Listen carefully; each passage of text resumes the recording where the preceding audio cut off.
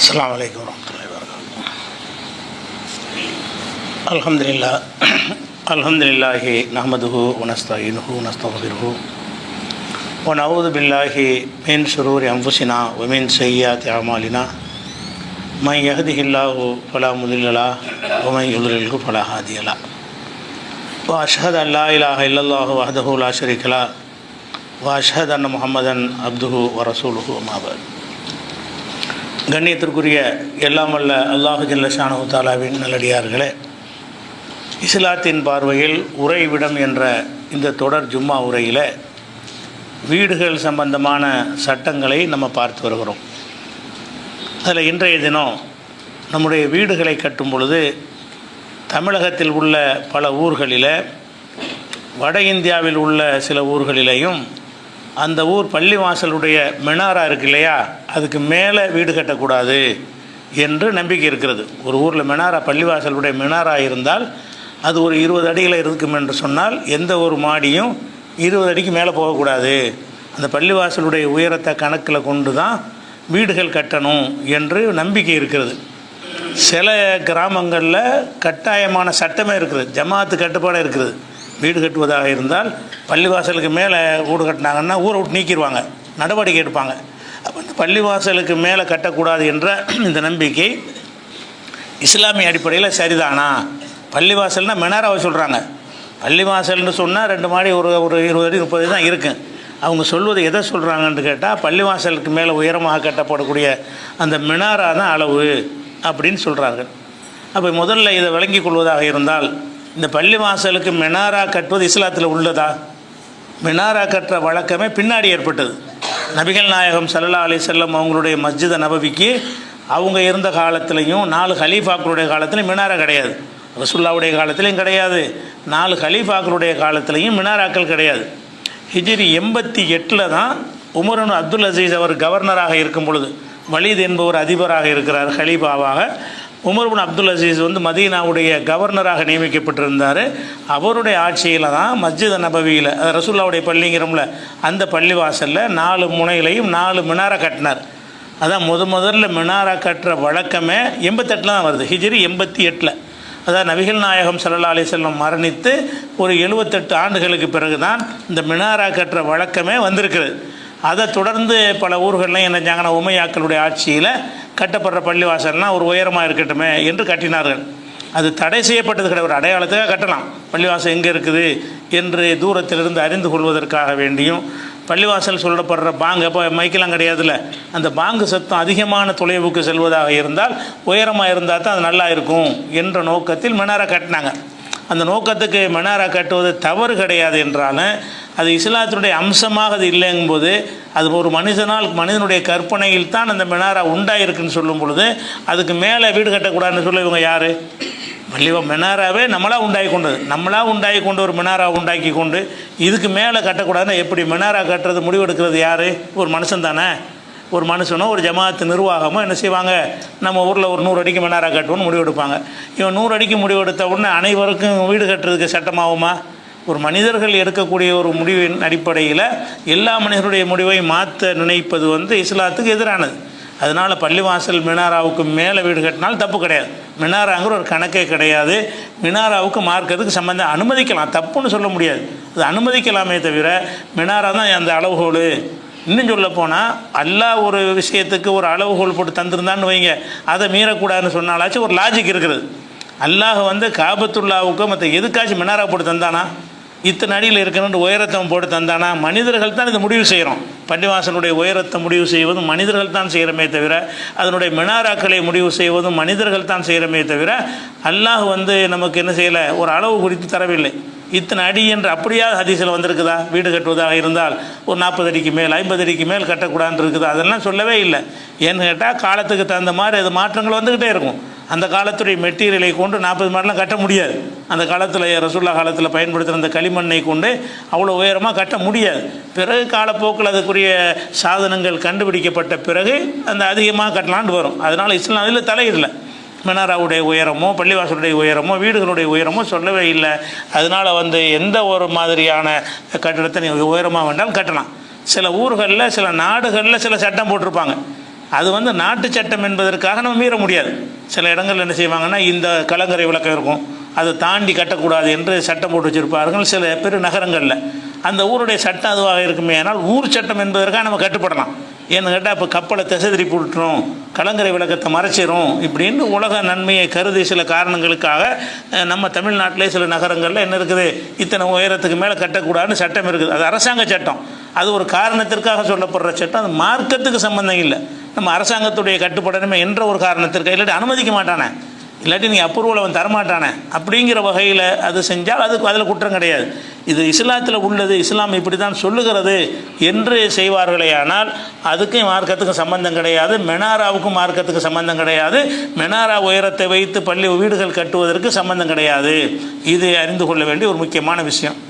அடுத்ததாக இந்த வீடு சம்பந்தமாக அறிந்து கொள்கிற விஷயத்தில், இந்த வீடு என்பது நம்முடைய வெயில் மழையிலிருந்து நம்மளை காப்பதற்காக வேண்டியும், நம்முடைய சொத்துக்கள் திருட்டு போகாமல் பாதுகாப்பதற்கு தான் அந்த வீடுகளை நம்ம கட்டி கொள்கிறோம்.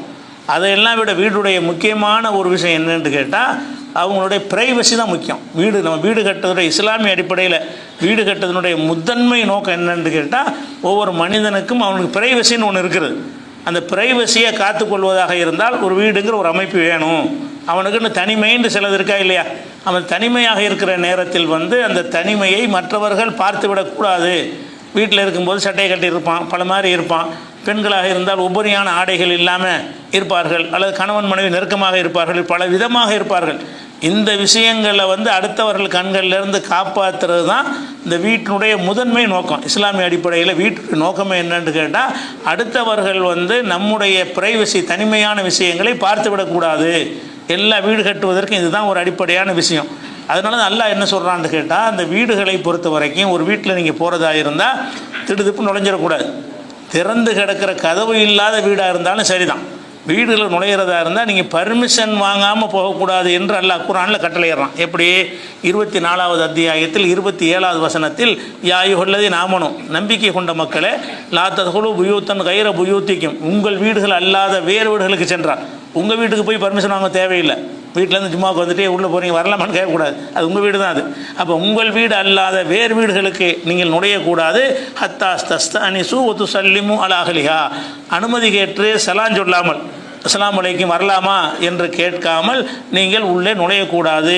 தாலிக்கும் ஹைருல் லக்கும், இதுதான் உங்களுக்கு சிறந்தது. லஅல்லக்கும் ததக்கரும், நீங்கள் படிப்பினை பெற வேண்டும் என்று அல்லாஹ் சொல்லி காட்டுறான். அப்போ முதல்ல எந்த வீட்டுக்கு நம்ம போகிறதா இருந்தாலும் வரலாமான்னு கேட்டு அவங்க எஸ்ன்ற பிறகு தான் போக முடியும். நம்ம பாட்டு நுழைஞ்சிட முடியாது. அந்தந்த காலத்தில் காலிங் பில் வச்சுக்கிறாங்களா, சரி காலிங் பில்லை கூட அழுத்துங்க. அதை அழுத்தி கூட அங்கேருந்து உங்களுக்கு ஓப்பன் பண்ணால் தான் நீங்கள் போகணுமே தவிர, உங்களுக்கு அழைப்பு இல்லைன்னு சொன்னால் போகவே கூடாது. கதவு இல்லாத வீடுகளாக இருந்தாலும் சரி தான். அல்லாஹ் என்ன சொல்கிறான்னு கேட்டால், உங்கள் வீடு அல்லாத வேறு வீடு, நம்ம வீட்டுக்கு போகிறதுக்கு கேட்க தேவையில்லை. நம்மளாக போய்க்கலாம். நம்ம மனைவி மக்கள் இருப்பாங்க, வெளியே வருவாங்க போவாங்க, அதுக்கு பர்மிஷன் கேட்க தேவையில்லை. சலான் சொல்லுதல் இருக்கிறது, பர்மிஷன் கேட்குறதுக்கு அல்லாஹ் என்ன சட்டம் போடுறான்னு கேட்டால், லா தத்குலூ புயூத்தன் கைர புயூத்திக்கும், உங்கள் வீடுகள் அல்லாத வேறு வீடுக்கு நீங்கள் செல்வதாக இருந்தால் அனுமதி பெற்று செல்லுங்கள். இது ஒரு விஷயம். அதுக்கப்புறம் அடுத்த தொடர்ச்சியாக அல்லாஹ் சொல்கிறான், ஃபைல்லம் தஜிது ஃபீஹா அஹதன், அங்கே நீங்கள் யாரையும் காணாவிட்டால், ஒரு வீட்டுக்கு போகிறீங்க, சலாம் அலைக்கும் வரலாமான்னு கேட்குறீங்க, பதிலே வரமாட்டேங்குது, ஒருத்தருமே இல்லை, பூட்டி கிடக்கிற வீடாக இருக்கலாம். அந்த காலத்தில் பூட்டு போடாமல் கூட சும்மா சாத்தி வச்சுட்டு வெளியிலே போயிருப்பாங்க. நீங்கள் வரலாமான்னு கேட்குறீங்க, ரிப்பில் வரல. அப்போ ஃபலா தத்குலூஹா ஹத்தா யுஅதன லக்கும், நீங்கள் அனுமதி இல்லாமல் யாரும் இல்லையே நம்ம போயிடலாம்னு போயிடக்கூடாது. நீங்கள் அனுமதி இல்லாமல் நுழைந்து விடவே சொல்லாதீர்கள். ஒயின் கீல் லக்கும் இர்ஜிஉ ஃபர்ஜிஉ, இல்லை நீங்கள் போயிருங்க, இப்போ நான் பார்க்க விரும்பலைன்னு சொன்னால் திரும்பிடணும். ஒயின் கீழலக்கும், உங்களுக்கு சொல்லப்படுமையானால் இர்ஜிஉ, திரும்பி செல்லுங்கள்னா, இல்லை கொஞ்சம் பிஸியாக இருக்கிறேன், கொஞ்சம் வேலையாக இருக்கிறேன் அப்படின்னு சொல்லிட்டாங்கன்னு சொன்னால் அதெல்லாம் முடியாது. நம்ம வீடு தேடி வந்தேன், அது எப்படி இல்லைன்னு சொல்கிறேன்னு கேட்கக்கூடாது. ஏன்னா அவருடைய நிலை பல விதங்களில் அவங்க இருப்பாங்க. அது மாதிரி அறகுறையாக சேவ் பண்ணிகிட்டு இருப்பார், பாதி சேவ் பண்ணிகிட்டு இருப்பார், அந்த கோலத்தில் உங்களை பார்க்க விரும்ப மாட்டார். விரும்பாமல் இருக்கிறதுக்கு பல விஷயங்கள் இருக்கலாம். அதை என்ன செய்யக்கூடாது, நம்ம தப்பாகவும் எடுத்துக்கொள்ளக்கூடாது. சொல்லிட்டார நினைக்கக்கூடாது. அப்படி எல்லாம் சொல்கிறான்ல, இன் கையிலக்கும் இர்ஜிஉ, நீங்கள் சென்று விடுங்கள் என்று சொன்னால், இப்போ எனக்கு பார்க்குற ஒரு நிலைமை இல்லை என்று சொல்லப்படுமையானால் ஃபர்ஜிஉ, நீங்கள் திரும்பி விடுங்கள். ஹுவ அஸ்காலக்கும், அதுதான் உங்களுக்கு பரிசுத்தமானது. எந்த வீட்டுக்கு போனாலும் வாங்கன்னு சொன்னால் தான் வரணுமே தவிர பதிலே வராட்டாலும் போகக்கூடாது. அல்லது எடுத்த எடுப்பில் நினைச்சிட்டாங்க, இல்லை இப்போ இல்லைங்க வேலையாக இருக்கேன், ஏதாவது ஒன்று சொல்லுவாங்கல்ல, வேலையாக இருக்கார், ஏதோ ஒரு பதில், அந்த பதில் உங்களை தவிர்ப்பதற்குரிய பதிலாக இருக்கும். வெளியே போயிட்டார், கடைக்கு போயிட்டாருன்னு அவங்க ஒய்ஃபு கூட சொல்லுவாங்க. ஏதோ ஒரு பதிலை சொல்கிறாங்களா, அதை போட்டு துருவிக்கிட்டு எங்கே போனார் அதெல்லாம் கேட்டுட்டு இருக்கக்கூடாது.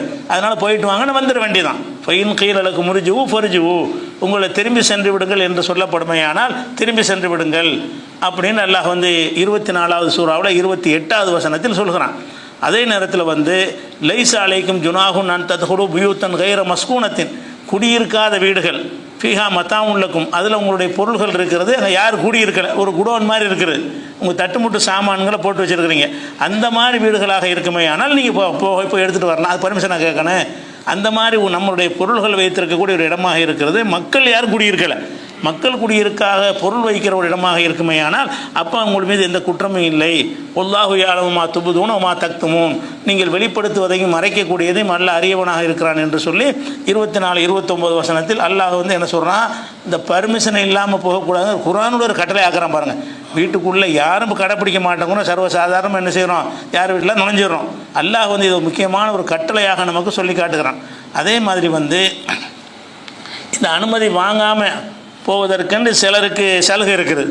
யாருக்கு சலுகை இருக்குதுன்னு கேட்டால், பருவம் அடையாத சிறுவர்கள், சின்ன பிள்ளைகள் என்ன செலுத்துன்னு வந்துடலாம், யார் விட அது ஒன்றும் பிரச்சனை கிடையாது. அப்போ எதுக்காக இது சொல்லப்படுது, மான மரியாதை முக்கியம். சிறுவர்கள் இதை புரிந்து கொள்ள மாட்டார்கள். நம்ம எந்த மாதிரி கோலத்தில் இருக்கார், வினை சட்டை போடாமல் இருக்கார், வினை பணிகளோடு இருக்கிறார்கள், அதெல்லாம் விளங்காது. அந்த மாதிரி சின்ன பிள்ளைகளாக இருந்தார்களே ஆனால் அப்போ என்ன செய்யலான்னு கேட்டால், இப்போ பர்மிஷன் இல்லாமல் கூட போகலான்னு நல்லா சொல்கிறான். அவங்க கூட 3 டைமில் பர்மிஷன் கேட்டு போகணும். சின்ன பிள்ளைகளாக சிறுவர்களாக இருந்தாலும், சிறுவர்கள்னால் விவரம் தெரிந்த சிறுவர்கள், கைக்குள்ள அந்த மாதிரி சிறுவர்கள், சொல்வதை புரிந்து கொள்ளக்கூடிய சிறுவர்களாக இருந்தார்களே ஆனால் அவர்கள் பர்மிஷன் இல்லாமல் போய் கொள்ளலாம். ஆனாலும் அவங்க 3 சந்தர்ப்பங்களில் அவங்க பர்மிஷன் வாங்கணும். அது என்ன அல்லாஹ் சொல்கிறான்னு கேட்டால், யாயுள்ளதி நாமனும், நம்பிக்கை கொண்ட மக்களை 24வது சூறாவில் 58வது வசனத்தில் இருக்கிறது. யாயுள்ளதி நாமனும், நம்பிக்கை கொண்ட மக்களில் எஸ்தாதினுக்கும் உள்ளது என மலக்கத் ஐமானுக்கும், உங்களுடைய அடிமைகள் உங்கள்கிட்ட அனுமதி பெற்று உள்ளே வர வேண்டும். அனுமதி பெற்று தான் வர வேண்டும். யார்? அடிமைகள். அடிமைகள் பொதுவாக அனுமதி பெற தேவையில்லை. அடிமையாக அந்த காலத்தில் வச்சுருந்தாங்கல்ல, வேலைக்காக வச்சுருப்பாங்க, எப்போ வேணாலும் வரலாம், வீட்டில் ஒரு ஆள் மாதிரியே வரலாம் போனான்னு இருந்தது. அவர்கள் கூட 3 சந்தர்ப்பங்கள் அனுமதி வாங்கணுங்கிறான்லாம். ஒன்று அடிமைகள், 2வது வல்லதீன லம் யப்லுகுல் ஹுல்ம, பருவ வயசை அடையாதவர்கள், பருவம் அடையாத 15 வயசுக்கு கீழே உள்ளவர்கள், அந்த மாதிரி உள்ளவர்களாக இருப்பார்களே ஆனால் இவர்கள் சலாச மர்ராத்தின் 3 சந்தர்ப்பங்களில் அனுமதி பெற்று வர வேண்டும். வேறு சந்தர்ப்பங்கள் அனுமதி வாங்க தேவையில்லை. அந்த 3 சந்தர்ப்பங்கள் என்னென்னு கேட்டால், மின் கப்லி சலாத்தில் ஃபஜ்ரி, ஃபஜ்ர் தொழுகைக்கு முன்னாடி உள்ள நேரம். ஃபஜ்ர் தொழுகைக்கு முன்னாடி உள்ள நேரம் கணவன் மனைவி தனித்திருப்பார்கள், பல மாதிரி இதில் இருப்பார்கள், ஆடைகள் கலைந்த நிலையில் இருப்பார்கள், தலை கலைந்து போயிருக்கும், ஒரு தோற்றத்தில் உங்களுடைய ஒரு அழகு இல்லாமல் மூஞ்சி கழுகாத நிலையில் இப்படி பல மாதிரி இருப்பார்கள். அப்படிங்கிறதுனால இந்த டைமில் சின்ன ஆட்கள் என்ன செய்யணும், சின்ன ஆளுன்னு விவரம் தெரிஞ்ச சின்ன ஆட்கள், பருவம் அடையாதவங்க ஆனால் விவரம் தெரிந்த சிறுவர்களாக இருந்தால் உள்ளே வரலாமான்னு கேட்கணும். சிறுவர்களாக இருந்தாலும் கேட்கணும். இந்த 3 சந்தர்ப்பங்களில் அதில் ஒரு சந்தர்ப்பம் என்னென்னு கேட்டால், மின் கப்லி சலாத்தில் ஃபஜ்ரி, ஃபஜ்ர் தொழுகைக்கு முன்னாடி, சுபு தொழுகைக்கு முன்னாடி உள்ள நேரம். சுபுக்கு அப்போ தான் எந்திரிப்பாங்க, எப்பொழுது தலையிட்டு முடிஞ்சலாம் கழுவின பிறகு ஃப்ரெஷ்ஷான பிறகு தான் யாரையும் பார்க்க விரும்புவாங்க. அந்த மாதிரி கோலத்தில் தம்மை யாரும் பார்த்துடக்கூடாதுன்னு நினைக்குவாங்க. அது மாதிரி கணவன் மனைவியாக இருந்தார்கள்னா அவங்க இப்போ ஆடைகள்லாம் குறைந்த ஆடைகளோடு இருப்பார்கள், அப்போ சேர்ந்திருப்பார்கள். அப்போ திடீர்னு உள்ள நுழைஞ்சிடக்கூடாது. அதனால் சிறுவர்களாக இருந்தாலும் என்ன செய்யணும், இந்த நேரங்களில் நம்ம அனுமதி பெற்று தான் போகணும். அதே மாதிரி வகையின தலவுன சியாபக்கமின லஹீரத்தி, நல்ல உச்சி வெயில் நேரம். உச்சி வெயில் நேரத்தில் என்ன செய்வாங்கன்னு கேட்டால், அனைத்து ஆடைகளையும் போட்ட நிலையில் வீட்டுக்குள்ளே இருக்க முடியாது, சரியான வெக்கையாக இருக்குமா. இப்போ ஏசியெல்லாம் இருக்குது, அதெல்லாம் இல்லாத ஒரு காலத்தில் வரைக்கும் சிந்திச்சு பார்க்கணும். மண்டையை கொளுத்தக்கூடிய வெயில் வீட்டுக்குள்ளே வரைக்கும் வரும். அப்போ என்ன செய்வாங்கன்னா, எக்ஸ்ட்ரா உள்ள ஆடைகள்லாம் களைஞ்சிருவாங்க. லைட்டான ஒரு ஆடையை போட்டுக்கொண்டு, அதிகமான ஆடைகள் இருந்து அதிகமாக வேர்வையாக இருக்கும் இல்லையா, அதற்காக என்ன செய்வாங்கன்னா, அந்த ஆடைகளை, மேலாடைகளை எல்லாம், கூடுதலான ஆடைகளை எல்லாம் களைந்த நிலையில் இருப்பார்கள். குறிப்பாக பெண்கள் எப்படி இருப்பார்கள், ஆண்கள் கூட ஒரு டவுசரை போட்டு கூட இருப்பான் வீட்டுக்குள்ளே, வெயில் நேரம்னு சொல்லி. அந்த நேரத்தில் அவனுக்கு உள்ளது ஓகே ஆயிரும். நீங்கள் இப்படி பார்க்குறது விரும்ப மாட்டான். அவன் அப்படி வீட்டுக்குள்ளே இருந்து கொள்வானே தவிர, மார்க்கத்தில் அனுமதிக்கப்பட்டிருக்கே தவிர அடுத்தவர்கள் அந்த கோலத்தில் தன்னை பார்ப்பதை ஒருத்தன் விரும்ப மாட்டான். அப்படி இருக்குமே ஆனால் அந்த மாதிரி நேரத்திலையும் அதான் இல்லை சொல்கிறோம், ஹீன தலவுன தியாபக்கம் லஹீரத்தி, லஹீரத்துனா லுகர் நேரத்தில், நண்பகல் நேரத்தில் உங்களுடைய உபரி ஆடைகளை நீங்கள் களைந்திருக்கும் நேரமாக இருந்தால் அந்த நேரத்திலையும் சிறுவர்களும் அனுமதி பெற்று வரணும். எல்லாரும் அனுமதி பெற்று வரணும், எல்லா நேரத்துலையும் பெறணும். மற்றவங்க சிறுவர்களுக்கு ஒரு சலுகை இருக்குது, இந்த 3 டயத்தை தான் மற்ற நேரத்தில் சும்மா வந்துடலாம் சின்னவங்களாக இருந்தாங்கன்னா. ஒன்று சுபுவுக்கு முன்னாடி உள்ள நேரம், இன்னொன்று வந்து நண்பகல் நேரம். அதே மாதிரி மிம்பாதி சலாத்தில் இஷா தொழுகைக்கு பின்னாடி படுக்கைக்கு போயிடுவாங்க. அந்த நேரத்தில் சின்ன பிள்ளைன்னு சொல்லி உள்ள வீட்டில் வந்தாங்கன்னா அது பல மாதிரி கணவன் மனைவி ஒன்றா படுத்திருப்பாங்க, பல மாதிரி இருப்பாங்கல்ல, அது அந்த சிறுவர்கள் பார்த்துடக்கூடாது. அப்படி எல்லாம் இந்த பிரைவசிக்கு தான் அந்த வீட்டு முக்கியமாக நல்ல இதை பார்க்குறான். ஒரு மனிதனுடைய அந்த பிரைவசியை காப்பாற்றுறதுக்கு தான் இந்த பர்மிஷன் வாங்குகிற சட்டமே தரப்பட்டிருக்கிறது. மிம்பாதி சலாத்தில் இஷா தொழுகை பிறகு ஃபஜர் தொழுகைக்கு முன்னாடி நண்பகலில் உபரி ஆடைகளை களைந்திருக்கும் நேரம். இந்த 3 நேரங்களில் வந்து சிறு அடிமைகள் தான் பெயில் அதை விட்டுருவோம், சிறுவர்களும் அனுமதி பெற்றுத்தான் வர வேண்டும். இந்த சிறுவர்கள் வந்து இந்த 3 நேரம் அல்லாத மற்ற நேரத்தில் பர்மிஷன் வாங்க தேவையில்லை. சிறுவர்கள் வந்து நம்ம பெரிய ஆள்களுக்கு இந்த சட்டம் இருக்குல்ல, அனுமதி பெற்று போகணுங்கிறது, அது வந்து எது கிடையாது, சின்ன பசங்களுக்கு கிடையாது.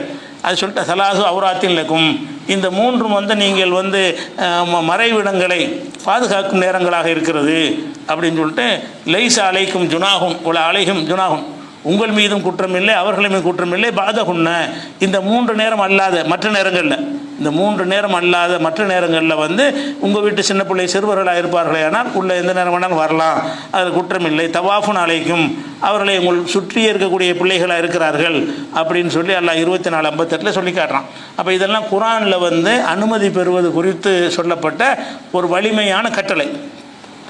இதை நபிகள் நாயகம் ஸல்லல்லாஹு அலைஹி வஸல்லம் அவர்கள் வந்து அவங்களுடைய போதனைகள் மூலமாகவும் நமக்கு தெளிவாக விளக்கியிருக்கிறார்கள், கூடுதலாக விளக்கியிருக்கிறாங்க. எப்படி விளக்கியிருக்கிறாங்கன்னு கேட்டால், ரசூல் ஸல்லல்லாஹு அலைஹி வஸல்லம் அவர்கள் அவங்க ஒரு மனைவியுடைய வீட்டில் இருக்கிறாங்க. அவங்க மனைவியுடைய ரூமு அறைன்னு சொல்லுவாங்க, அறைகள்ந்து அறை மாதிரி தான் வீடு அமைச்சிருந்தாங்க. அதில் ஒரு அறையில் இருக்கும் பொழுது அப்போ அந்த தலையில் வந்து ஈர் வலிமாங்கல அதிகமான முடி அவங்களுக்கு இருக்கும். அந்த ஈர் வாங்குறதுக்காக வேண்டிய சீப்புலேயே ஒரு ஈர் வலின்னு ஒன்று வச்சுருப்பாங்க. அது கையில் வச்சுக்கிட்டு ரசூலுல்லாஹ் என்ன செய்கிறாங்கன்னா தலையை வாரிக்கிட்டு இருக்கிறாங்க. அப்போ என்ன செய்கிறாருன்னா ஒரு ஆள் இப்படி எட்டி பார்க்குறாரு வீட்டுக்கு நுழைஞ்சி. ஒரு ஆள் வந்தார், வரட்டுமான்னு கேட்கலாம், நான் வெளியே நிற்கிறேன் அப்படி ஏதாவது ஒன்று கேட்கலாமா இல்லையா? ஒரு காரணமும் இல்லாமல் இத்தலா ரஜுலுன் ஃபி ஹுஜ்ரின் மின் ஹுஜ்ரின் நபி ஸல்லல்லாஹு அலைஹி வஸல்லம், ரசூலுல்லாஹ்வுடைய ஒரு வீட்டில் வந்து நெஞ்சார் ஒரு மனிதர் வந்து எட்டி பார்த்தார். இப்போ ரசூலுல்லாஹ் தன்னுடைய கையில் வந்து ஈர்வலி வைத்து கொண்டு தலையை வாரி கொண்டு இருக்கிறார்கள். அப்போ ரசூலுல்லாஹ் சொல்கிறாங்க, லவ் அலமு அன்னக தந்துரு, நீ வந்து இந்த மாதிரி பார்க்கிறது எனக்கு தெரியும் என்று சொன்னால் தஅன்து ஃபி ஐனிக்க, இந்த ஈர்வலியை கொண்டு உன் கண்ணை குத்திருப்பேன். அது எப்படி எட்டி பார்க்குற? வீட்டுக்குள்ளே இருக்கிறபோது எட்டி பார்க்குறது என்ன முறை அது அப்படின்னு சொல்லி ரசூலுல்லாஹ் என்ன செய்கிறாங்கன்னா, இந்த ஈர்வலியை கொண்டு உன் கண்ணை குத்திருப்பேன். இன்னமா ஜுஇலல் இஸ்திதானும், இந்த அனுமதி வாங்குவது எதற்காக ஏற்பட்டது என்று சொன்னால் மின் அஜலில் பசரி, பிறர் பார்க்கக்கூடாது என்பதான் நோக்கம். அனுமதி வாங்குறதுக்கு நோக்கமே என்ன? பார்க்கக்கூடாதை பார்த்துடக்கூடாது, அடுத்தவருடைய பிரைவசியை, அவங்களுடைய தனிமையை யாரும் பார்க்கக்கூடாது என்பதற்காக தானே இப்போ பர்மிஷன் வாங்க சொல்லியிருக்குது. நீங்கள் டீட் பார்த்தீங்கன்னா என்ன அர்த்தம்? அனுமதி வாங்கிட்டு உள்ளே வரணுன்ற சட்டமே எது கொண்டு வரப்பட்டுச்சு? ஒவ்வொரு மனுஷனுக்கும் தனிமை இருக்குது. ஆணாக இருந்தாலும் பெண்ணாக இருந்தாலும் அவங்களுக்குன்னு ஒரு பிரைவசி தனிமை என்று இருக்குது. அந்த தனிமையை கொடுப்பதற்கு தான் வீடுன்னு அமைத்துக் கொள்கிறோம். எல்லா இடத்துலையும் பொதுவாக என்னை பார்த்து நீ பார்த்து எனக்குன்னு உள்ள இடத்துக்குள்ளே வந்து பார்க்குற அப்படிங்கிறதுக்கு தான் இந்த அனுமதி பெறணுங்கிற சட்டமே இஸ்லாத்தில் இருக்குது. நீ எப்படி எட்டி பார்க்கலாம் அப்படின்னு கடுமையான வார்த்தையை சொல்கிறாங்க. கண்ணை குத்திருப்பேங்கிறாங்கல்ல, தஅன்து பிஹி ஃபி ஐனிக்க, இந்த ஈர்வலியை கொண்டு உன்னுடைய கண்ணை நான் குத்திருப்பேன், குருடாக்கியிருப்பேங்கிறாங்க. இது வந்து குருடாக்க மாட்டாங்க, அந்த கடுமையான கோபத்தை வெளிப்படுத்தக்கூடிய ஒரு வாசகம். இது புகாரில் 6241வது ஹதீஸில் இருக்கிறது. அதே மாதிரி இது 6242வது ஹதீஸ்லையும் இதே விஷயம் இருக்கிறது. அதே மாதிரி ரசூல் ஸல்லல்லாஹு அலைஹி வஸல்லம் சொல்கிறாங்க, மனித்தலா ஃபி பைத்தி கௌமின் பிகைரி இத்னிஹிம், அவங்களுடைய பர்மிஷனை இல்லாமல் ஒரு வீட்டுக்குள் ஒரு மனிதன் எட்டி பார்த்தால், ஒரு மனுஷன் இன்னொரு மனுஷனுடைய வீட்டில் எட்டி பார்க்குறான் பர்மிஷன் வாங்காமல் எட்டி பார்த்தானே ஆனால் ஃபக்கத் ஹல்லலஹும், அவங்களுக்கு ஹலாலாக இருக்கிறது. எஃப்கோ ஐனஹு, அவன் கண்ணை வந்து தாக்குவது, கண்ணை தாக்குறதுக்கு அவங்களுக்கு உரிமை இருக்கிறது. எட்டி பார்த்தான்னு சொன்னால் கண்ணை விட்டு அட்டி கொடுக்கலாம். எப்படிடா எட்டி பார்க்குற? அது ஹலாலுங்கிறாங்க. அப்போ எவ்வளோ கடும் விஷயமாக பார்க்குறாங்க. எட்டி பார்க்குறது அவள் கண்ணையே போக்குற அளவுக்கு பதிலடி கொடுக்கலாம் என்று சொன்னால் இது சின்ன விஷயமாக இஸ்லாம் எடுக்கவே இல்லை. ஒவ்வொரு மனுஷனுடைய இந்த பிரைவசியை காப்பாற்றுறதுக்கு வந்து ரொம்ப பெரிய ஒரு கண்டிஷனை இஸ்லாம் என்ன செய்கிறது, போடுகிறது. அப்போ ஹலால் இப்போ ஹல்லலஹும், அவங்களுக்கு ஹலாலாக ஆகிவிட்டது. எஃப்கஹு ஐனஹு, அவனுடைய கண்ணை தாக்குவது அவங்களுக்கு வந்து ஹலால் ஆகிரும். அப்போ எட்டி பார்த்தானே என்ன செய்யலாம், ஓங்கி ஒரு அடி கொடுத்து கண்ணு போனாலும் பரவாயில்லை அப்படிங்கிற அளவுக்கு ரசூலுல்லாஹ் இதை கடும் விஷயமாக பார்க்குறாங்க. அதே மாதிரி ரசூல் ஸல்லல்லாஹு அலைஹி வஸல்லம் சொல்கிறாங்க, லவ் அன்ன ரஜுலன் இத்தலா அலைக்கி பிகைரி இத்னின், அனுமதி இல்லாமல் யாராவது உன்னுடைய வீட்டில் எட்டி பார்ப்பானேயானால் ஃபஹதப் தஹுபி ஹசாத்தின், சின்ன கல்லை கொண்டு நீ சுண்டி விடுகிறாய். அவன் எட்டி பார்த்தோன்னா கண்ணை பார்த்து சுண்டி விடுறான். இப்போ ஃபகத் ஐனஹு, அது அவனுடைய கண்ணை தாக்கி விட்டது என்று சொன்னால் மாக்கான அலைக்க மின் ஜுனாகின், உன் மீது எந்த குற்றமும் கிடையாது. நீ வந்து பார்க்குறான் என்பதற்காக வேண்டி ஒரு கல்லை சுண்டி விட்ற, அதுவே அவனுடைய கண்ணை தாக்கிருச்சு, அதனால் ஏதாவது உனக்கு குற்றம் வருமானு கேட்டால் அவனுக்கு குற்றம் வராது. ஏன்னு கேட்டால் அவன் செஞ்ச வேலைக்கு நீ பதிலடி தான் கொடுத்துருக்குற. அப்போ இந்த பார்க்குறதுங்கிறத வந்து பார்க்கத்தானே செய்யணும்னு நினைக்கிறாங்க. எவ்வளோ பெரிய விஷயமாக இஸ்லாம் பார்க்குன்னு பாருங்கள். ஒரு மனிதனுடைய உரிமையை, ஒரு மனிதனுடைய அந்த தனிமையை வந்து எவ்வளோ பாதுகாக்க விரும்புதுன்னு சொன்னால், இந்த எட்டி எட்டி பார்க்குற தன்மை நிறைய பேர்ட்டு இருக்குது. ஸோ ரூம் அடித்து பேசிகிட்டு இருக்கான்னு காதை கொண்டு கதை போட்டு வைப்பான். என்ன பேசுகிறாங்க, எதுக்கு அடைச்சிட்டு பேசிகிட்டு இருக்கிறாங்க, யாரும் கேட்கக்கூடாதுன்னு பேசிகிட்டு இருக்கிறாங்க. 2 பேர் தனியாக ஒரு சின்ன விஷயம் தனியாக பேசுன்னு சொல்லுவார் ஒருத்தர். அவர் தனியாக கொண்டு பேசிகிட்டு இருப்பார். இல்லை வெளியே இருக்குன்னு மனசு கேட்காது. என்ன பேசுகிறாங்கன்னு அறிஞ்சிக்கிறணுமேனு எட்டி பார்ப்பான். இல்லாட்டி கதவை கொண்டே காதில் வைப்பான். ஏதாவது 1-2 வார்த்தை கிடக்கா, நம்ம கண்ணத்துக்கு போயிட்டு இருக்க வேண்டியதானே. இதை துருவ வேண்டி உங்களுக்கு அவசியம் என்ன இருக்குது? 2 பேர் தனியாக பேசினாருங்கன்னா அவங்களுடைய உரிமை. உன்னை தவிர்க்கிறாங்க, இல்லை நீ வேணாம் நினச்சாலும் தனியாக பேசுகிறாங்க. 3 பேர் இருக்கிறீங்க, தனியாக போய் ஒரு விஷயத்தை பேசுகிறாங்கன்னா அது அறிந்து கொள்ள நீங்கள் நினைக்கிறீங்க, ஆசைப்படுறீங்க. அதில் நமக்கு என்ன நன்மை இருக்கிறது? அவங்க மறைக்க, ஒரு மனிதன் அவனுக்குரிய விஷயத்தை அவன் மறைக்கிறதுக்கு அனுமதி இருக்கிறது. அந்த ஒரு விஷயத்தை நம்ம பார்க்குறோம். இது முஸ்லீமில் இருக்குது. அதே மாதிரி வந்து அந்த அனுமதி கேட்கும்போது எப்படி கேட்கணுங்கிற ஒரு முறையும் இருக்குது. அதாவது சஃபான் இப்னு அசால்னு ஒரு சஃபான்கிற ஒரு ஆள், ஒரு சஹாப் உமையா, இவர் ஏற்கனவே ஒரு காஃபிராக இருந்து ஹுனைன் போர்லாம் கலந்துக்கிட்டார். காஃபிராக இருந்த கடைசி கட்டத்தில் இஸ்லாத்துக்கு வர்றார். காஃபிரையும் யுத்தத்துக்கு கூட்டிகிட்டு போயிருக்காங்க ரசூல் ஸல்லல்லாஹு அலைஹி வஸல்லம் அவர்கள். இந்த ஹுனைன் போரில் இந்த சஃப்வான் என்பவரெல்லாம் போரில் பங்கெடுத்தார். பிறகு இஸ்லாத்துக்கு வந்துடுறார். இஸ்லாத்துக்கு வந்த உடனே ரசூல்லா போய் சந்திக்க ரசூல் ஸல்லல்லாஹு அலைஹி வஸல்லம் அவர்கள் வந்து ஒரு கூடாரம் அடித்து தங்கியிருக்கிறார்கள். அப்போ என்ன செய்கிறாருன்னா, அவரே சொல்கிறார், நான் ரசூல்லாவை சந்திக்க போனேன். அப்போ இஸ்லாத்துக்கு வந்துட்டார். அப்போ என்ன செய்கிறாரு, தகல்து அலைஹி, நான் நேர உள்ளே நுழைந்து விட்டேன். ஒலம் முசல்லிம், நான் சலாமும் சொல்லவில்லை. ஒலம் அஸ்ததீன், நான் அனுமதியும் கேட்கல, சலாமும் சொல்லலை. ரசூல்லா ஒரு கூடாரம் போட்டு தங்கியிருக்கிறாங்க. டக்குன்னு உள்ளே போயிட்டார். ஏன்னா அப்போ தான் இஸ்லாத்துக்கு வர்றார். ஜாகிலியா காலத்து பழக்கத்தை தான் அவருக்கு தெரியும், இஸ்லாமிய பண்பாடுகள்லாம் அவருக்கு அறியலை. அப்போ என்ன செய்கிறாருன்னா, திடீர்னு உள்ளே நுழைஞ்சிட்டார். ஒல முசல்லிம், நான் சலாமும் சொல்லவில்லை. ஒல மஸ்ததீன், நான் வந்து பர்மிஷன் அனுமதியும் வாங்கவில்லை அப்படின்னு சொல்கிறாரு. அப்படி சொன்னோன்னே கால நபி ஸல்லல்லாஹு அலைஹி வஸல்லம், நபி ஸல்லல்லாஹு அலைஹி வஸல்லம் சொன்னாங்க, இர்ஜி, முதல்ல வெளியே போ, அனுமதிக்க உள்ளே வந்துட்டீங்களா, வெளியே போயிட்டு ஃபொக்குல், அங்கேருந்தே சொல்லு அஸ்ஸலாமு அலைக்கும் அதுகுலு, அஸ்ஸலாமு அலைக்கும் வரலாமான்னு கேளு. உள்ளே வந்தாலும் வெளியே அனுப்பிவிட்டு கேட்டு வர சொல்கிறாங்க. வந்து அனுமதிக்க விரும்புகிறாங்க, இருந்தாலும் முறையாக தான் செய்யணும். நீ தப்பாக வந்ததுனால வெளியே போயிடும். நீ வெளியேறி விட்டு இருஜன்னா வெளியேறி விட்டு ஃபொக்குல் அஸ்ஸலாமு அலைக்கும் அதுகுலு, அஸ்ஸலாமு அலைக்கும் வரலாமா, அதுகுலுன்னா வரலாமான்னு அர்த்தம். அஸ்ஸலாமு அலைக்கும் வரலாமா என்று கேட்டுட்டு உள்ளவா அப்படிங்கிறாங்க. அதே மாதிரி ஒரு சொன்ன பிறகு ரசூல் அனுமதி கொடுத்தாங்கன்னு வருது. அப்போ அனுமதி இல்லாமல் ஒருத்தர் வந்தாலும் இது கற்றுக் கொடுக்கணும்ல. அனுமதியில் ஒருத்தர் வந்துட்டாருன்னு சொன்னால், நீங்கள் வந்த முறை சரியில்லை, நீங்கள் வந்தது நான் அனுமதிக்கிறேன், ஆனால் நீங்கள் வெளியே போயிட்டு முறையை கேட்டுருவாங்கன்னு சொல்லணும். அப்படி 4 பேருக்கு சொன்னோம்னா அதுவே பழக்கத்துக்கு வந்துடும். கண்டுக்கிறாமல் இருந்தோம்னா இப்படி எல்லா வீட்லையும் செய்வாங்க. அப்படி தவறாக நடந்துட்டாங்கன்னு சொன்னால் கொஞ்சம் வெளியே போயிட்டு இது அவனை புண்படுத்தவும் தேவையில்லை. அப்படி தான் ரசூல்லா சொன்னாங்கன்றது அவன் வருத்தப்பட மாட்டான். இதாங்க மார்க்க சட்டம், இப்படி தாங்க மார்க்கத்தில் சட்டம் இருக்குது, அதனால் நீங்கள் வெளியே போயிட்டு சலான்னு சொல்லிட்டு உள்ளே வாங்க, அஸ்ஸலாமு அலைக்கும் வரலாமான்னு கேட்கணும். இப்படி கேட்டு தான் உள்ளே வரணும். இது எப்போ நடந்ததுன்னா, தாலிக்க பாதமாக அஸ்லம சஃப்வான்கிற ஒரு இஸ்லாத்தை ஏற்ற பிறகு நடந்த ஒரு சம்பவம் அப்படின்னு சொல்லி இந்த செய்தி இருக்குது. அதனால் வந்து இந்த அனுமதி கேட்டு தான் என்ன செய்யணும், உள்ளே நுழையணும் அப்படிங்கிறத பார்க்குறோம். அதே மாதிரி என்ன செய்கிறாங்கன்னா, ரசூல் ஸல்லல்லாஹு அலைஹி வஸல்லம் அவர்கள் இருக்கும் பொழுது ஒரு ஆள் என்ன செய்கிறாருன்னு கேட்டால், ரசூல்லா வீட்டில் இருக்கிறாங்க. என்ன செய்கிறாருன்னா, அழிச்சு உள்ளே வரலாமான்னு கேட்குறாரு. வெளியே இருந்துக்கிட்டேன் உள்ளே வரலாமான்னு கேட்குறாரு. எதை சலான்னு சொல்லலை. வாசல்லேருந்து ஒரு ஆள் என்ன செய்கிறார், வரலாமா அப்படின்னு கேட்குறாரு. பர்மிஷன் மட்டும் கேட்குறாரு. அப்போ கால நபி ஸல்லல்லாஹு அலைஹி வஸல்லம் ரசூல்லா சொன்னாங்களே, ஹாதிமி, அவங்களுடைய ஊழியர்னா அனஸ் இந்த மாதிரி யாராவது இருப்பாங்கள்ல, அவர்கிட்ட சொல்லுகிறார்கள், உஹருஜி இலாகாதா, அந்த ஆள் கிட்ட போய் அல்லிமுல் இஸ்திதான், எப்படி அனுமதி கேட்கணும்னு சொல்லி கொடுத்துட்டு வா. வெளியே இருந்துட்டு வரலாமான்னு கேட்குறாரு. அவருக்கு எப்படி கேட்கணும்னு தெரியலை, அதனால் நீ போய் அவருக்கு எப்படி பர்மிஷன் கேட்கணும் என்பதை சொல்லி கொடுத்துட்டு வான்னு அவர் அனுப்புகிறாங்க. அவர் போய் என்ன செஞ்சார், அவருக்கு பாடம் நடத்துகிறார். நீ உள்ளே போகிறதா இருந்தால் அஸ்ஸலாமு அலைக்கும் அதுகுலுன்னு கேளு, சும்மா வரலாமான்னு கேட்கக்கூடாது. சலாத்தை ஏன் விட்டுட்ட, அஸ்ஸலாமு அலைக்கும் அதுகுலு அப்படின்னு சொல்லிட்டு நீ என்ன செய்யணும், கேட்டுட்டு தான் வரணும்னு சொல்லி இந்த ஊழியர் போய் அவருக்கு கிளாஸ் நடத்துகிறார். இதை கேட்டோம் அவர் நினைச்சாருன்னா திரும்பி அஸ்ஸலாமு அலைக்கும் அதுகுலுன்னு 2வது திருத்தி கேட்குறாரு. அப்போ ரசூலுல்லாஹ் வந்து உள்ளவா அப்படின்னு கூப்பிட்றாங்க. அப்போ உள்ளவர் அனுமதிக்க விரும்பினால் கூட அதுக்குன்னு ஒரு ப்ரொசீஜர் இஸ்லாத்தில் இருக்குது. சும்மா விரும்பினா அனுமதிக்கிறதுன்னு போயிடக்கூடாது. அவர் அனுமதிக்கத்தக்க ஒரு ஆளாக இருந்தாலும் அந்த கேட்குற முறையில் கேட்டுட்டு தான் உள்ளே வரணும் அப்படிங்கிறது இருக்குது. இப்போ அனுமதி கேட்பதற்கு உரிய முக்கியமான விஷயம் என்னென்னு கேட்டால் சலாம் சொல்ல வேண்டும், அது வரலாமான்னு கேட்க வேண்டும், ரெண்டும் சேர்த்து கேட்கணும். அஸ்ஸலாமு அலைக்கும் அது குழுன்னு கேட்க வேண்டும். அனுமதி கேட்கும்போது மறுத்துட்டாங்கன்னா திரும்பிடணும். வழங்குதா? இப்போ காலிங் பில் அடிச்சுட்டே இருக்கிறீங்க, நாங்கள் வேலையாக இருக்கேன்னா என்ன செய்யக்கூடாது, அடித்து பல் உடையரோ அடிப்பாங்க. முதல்ல அவள் விரும்பலையில் விட்டுற வேண்டிய வந்துட வேண்டியது தானே. காலிங் பில் அடித்து உங்களுக்கு ஒன்றுமே தெரியாது. உள்ளே இருக்கிறவனுக்கு அதனுடைய வேதனை தெரியும். மண்டை வெட்டிக்கும். பில் அடிச்சுக்கிட்டே இருந்துச்சுன்னு சொன்னான், இவனுக்கு ஒரு அமுக்கு ஒரு வேலை முடிஞ்சிருச்சு. உள்ள அனுபவிக்கிறவனுக்கு காது என்ன செய்யும், பெரிய பஞ்சாயத்தை போயிடும். அப்போ நீங்கள் என்ன செய்யணும், 3 தடவை அமுக்க வேண்டியதான். ஒரு அமுக்கிறணும். காலிங் பில்லு ஒரு அது கிட்ட நெருங்கிட்டாங்கன்னு சொன்னால் அஸ்ஸலாமு அலைக்கும் அப்படின்னு சொல்லலாம். அது கேட்கலையா, 2வது தடவை ஒரு அமுக்கி அஸ்ஸலாமு அலைக்கும்ங்கணும். 3வது தடவை அழுத்துங்க அஸ்ஸலாமு அலைக்கும்னு. பதில் வரலையா, பதில் வராமல் இருந்தாலும் என்ன அர்த்தம்னா தவிர்க்கிறாங்கன்னு அர்த்தம். என்ன அர்த்தம், நேரடியாக சொல்ல தயக்கப்பட்டுக்கிட்டு பேசாமல் இருக்கிறாங்கன்னு விளங்கிக்கிறணும். சரி, அவங்க நம்மளை சந்திக்க விரும்பலைன்னு பேசாமல் திரும்பிடணும்.